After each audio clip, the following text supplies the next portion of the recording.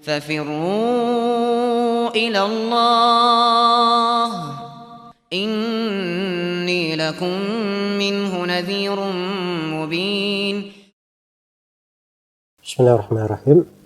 الحمد لله رب العالمين والصلاة والسلام على المبعوث رحمة للعالمين نبينا محمد وعلى آله وصحبه ومن تبعهم بإحسان إلى يوم الدين. أما بعد. Kaum muslimin dan muslimat, para pendengar dimanapun Anda berada, Assalamualaikum warahmatullahi wabarakatuh. Sebuah hadits diriwayatkan oleh Imam Al-Bukhari dan Imam Muslim dari Al-Mughirah bin Syu'bah radhiyallahu anhu. Dan di sebagian riwayat diterangkan bahwa Muawiyah bin Abi Sufyan radhiyallahu anhu, ketika beliau menjabat sebagai khalifah, beliau menulis surat kepada Al-Mughirah bin Syu'bah tentang apa yang dia dengar dari Nabi sallallahu alaihi wasallam. Maka Al-Mughirah bin Syu'bah pun menulis kalimat-kalimat yang kita akan bacakan ini.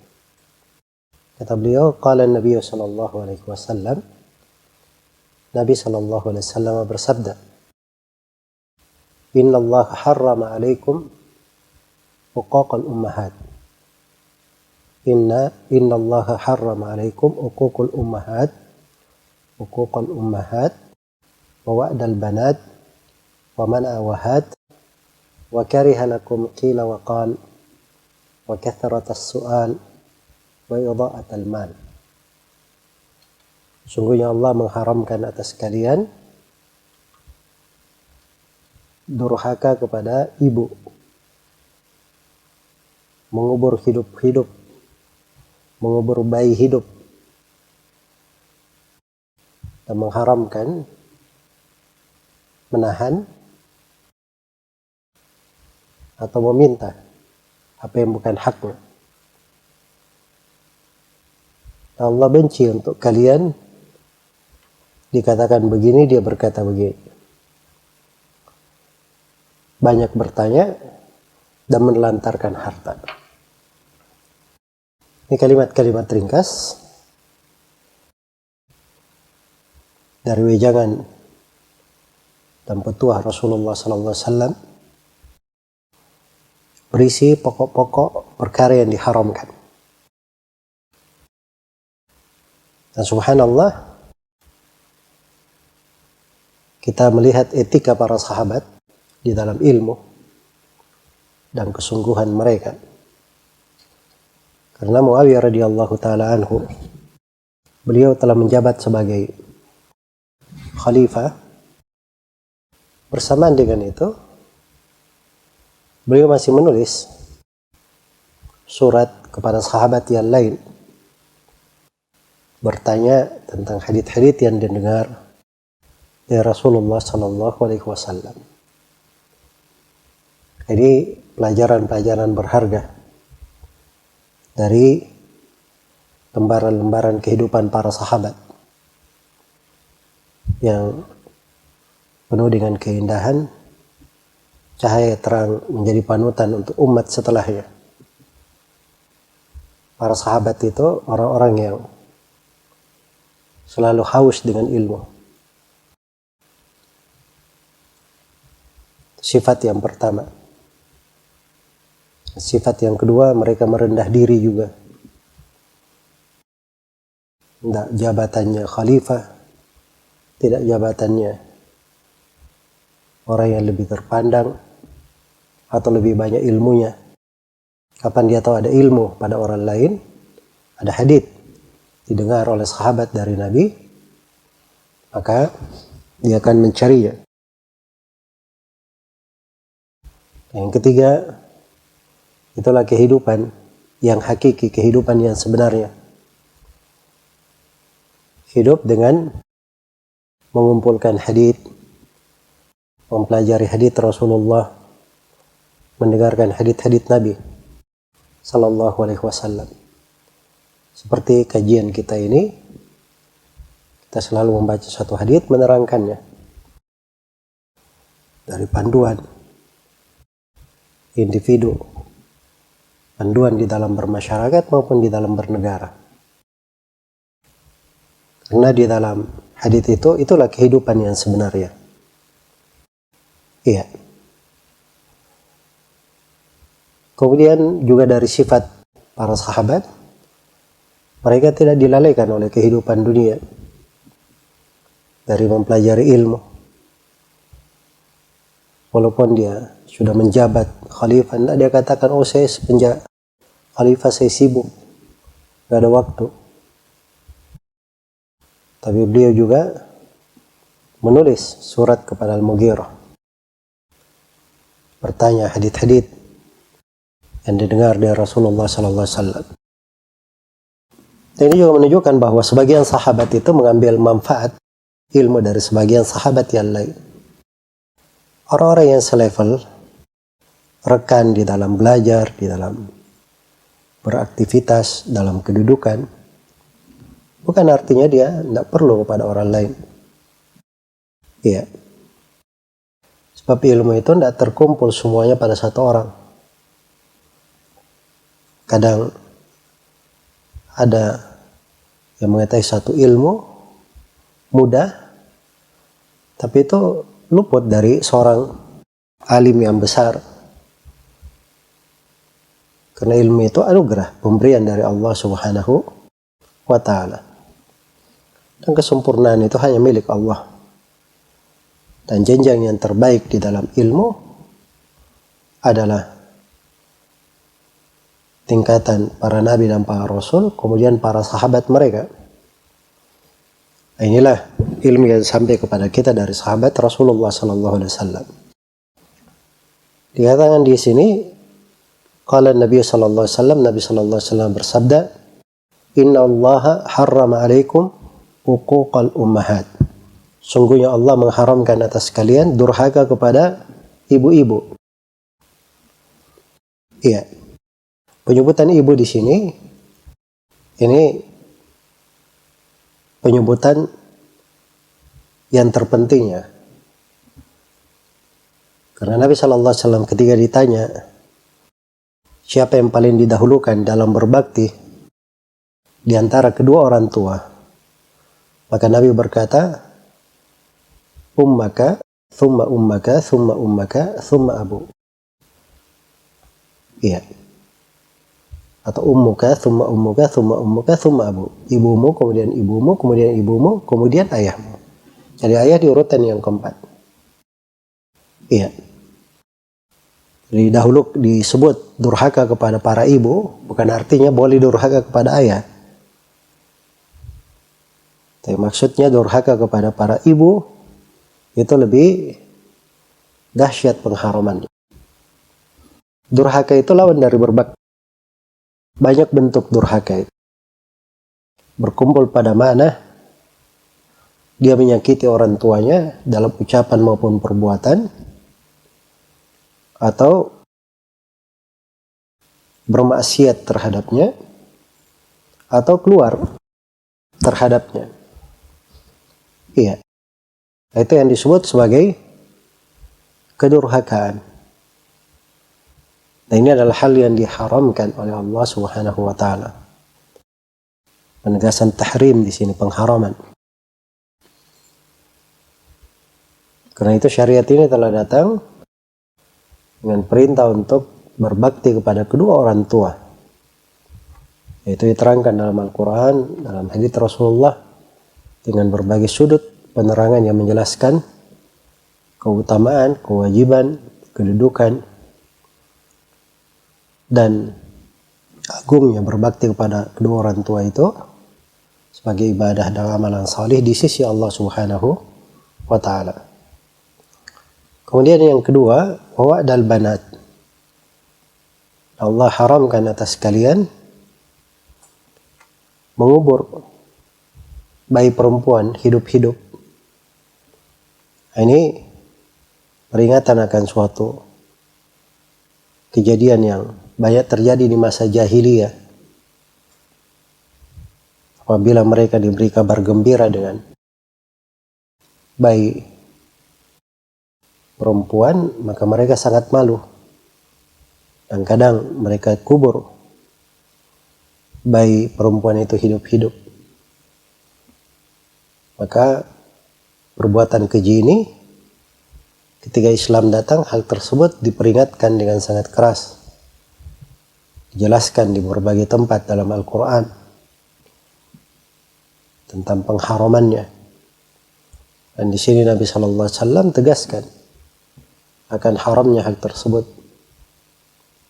Iya. Kemudian yang ketiga yang diharamkan adalah wa mana'a wahad. Mana'a artinya dia menahan hak-hak yang wajib dia tunaikan. Ada kewajiban-kewajiban dari hak wajib kita tunaikan.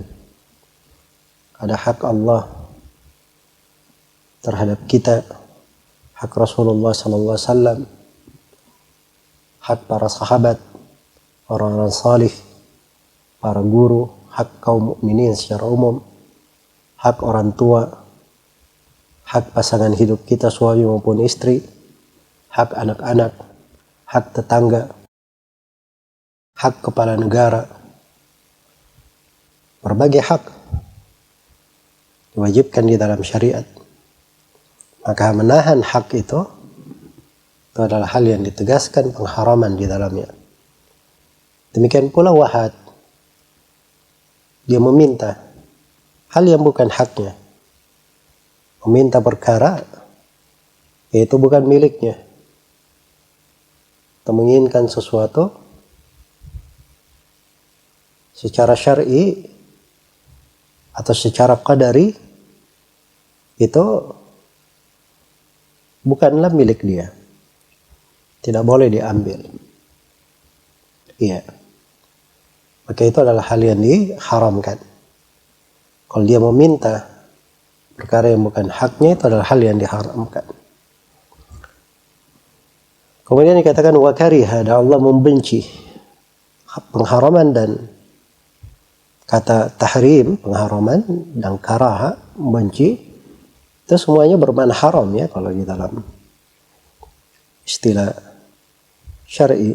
Artinya tidak boleh dilakukan, haram dikerjakan.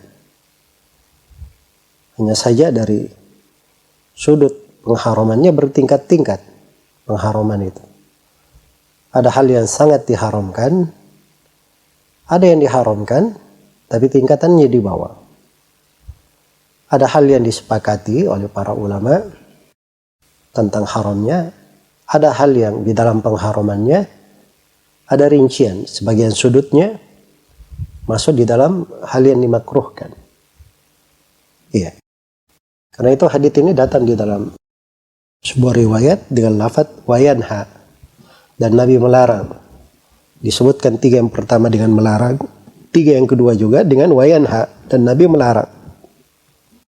Kata nahyu mencakup dua-duanya. Nah, ini pembahasan di ilmu usul fikih, di tata cara pendalilan. Sebagian ulama ada yang menggunakan kata makruh bermakna haram. Karena itu Imam Syafi'i di dalam beberapa tempat atau di dalam berbagai tempat di fikih beliau, Imam Syafi'i berkata, saya menganggap makruh begini. Tapi maksud Imam Syafi'i bukan makruh, artinya sebaiknya ditinggalkan tapi boleh dilakukan. Bukan itu yang dimaksud. Tapi yang beliau maksud adalah haram. Cuman mereka di dalam melafadzkan haram itu kadang memakai bahasa yang halus atau bahasa yang mengibaratkan ada rincian dan kedetailan. Nah itu ilmu. Iya, ilmu. Dan itu fikih yang seperti ini luas sekali di dalam pembahasan ilmu. Baik. Jadi Nabi SAW menjelaskan bahwa Allah membenci untuk kita qila wa qal. Ini gosip-gosip. Dikatakan begini, telah sampai berita begini, tersiar begini, si Anu berucap begini, si Anu berkata begini, ya si Anu berkata begini. Qila wa qal. Nah, ini dari sumber musibah di masa sekarang ini. Sumber petaka. Sudah demo besar-besaran, ternyata yang memotivasinya adalah hoax. Atau perkara yang dia sendiri tidak mengerti apa rincian di dalam perkara tersebut. Cuma dapat di media sosial berita begini, dia tidak cross check beritanya apakah benar seperti itu, atau ada yang berucap sesuatu, ucapan orang itu hanya diambil, ucapan yang bersayap diambil, tidak dilihat apa sebelumnya, apa setelahnya, dikeluarkan dari konteksnya, kemudian disebarkan dengan suatu bentuk yang mengerikan. Ribut di sana sini. Iya.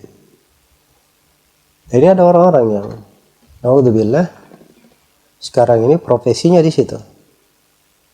Bahkan menjadi tayangan-tayangan